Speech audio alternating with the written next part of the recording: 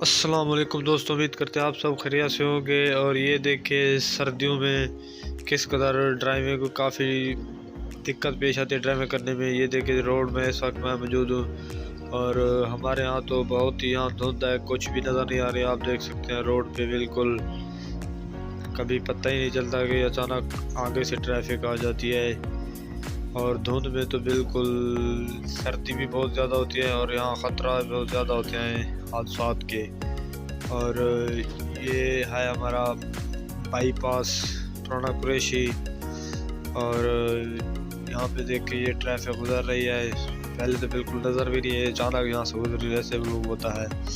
اور اس وقت ہم دیکھیں بہت ہی سردی اور دھند اس وقت عروج پر ہے۔ تو ہم اس وقت آ چکے ہیں گنے کے بیلنے پر، جہاں پر گنے کی رو وغیرہ بنائی جاتی ہے۔ سردیوں میں اس کا سیزن عروج پر ہوتا ہے۔ اور آپ بھی دیکھیں اس وقت بہت دھند میں یہ ایک چھوٹا سا بچہ یہاں پہ کام کر رہا ہے۔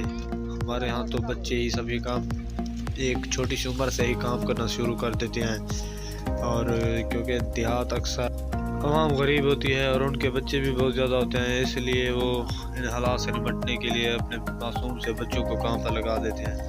اور یہ دیکھیں اس وقت غار پر بھی ایک معصوم سا بچہ بیٹھا ہوا ہے جس کی عمر ہوگی تقریباً 10 11 یا 12 سال ہوگی، اور یہ بھی یہاں پہ کام کر رہا ہے گنے کے اس بیلنے پر۔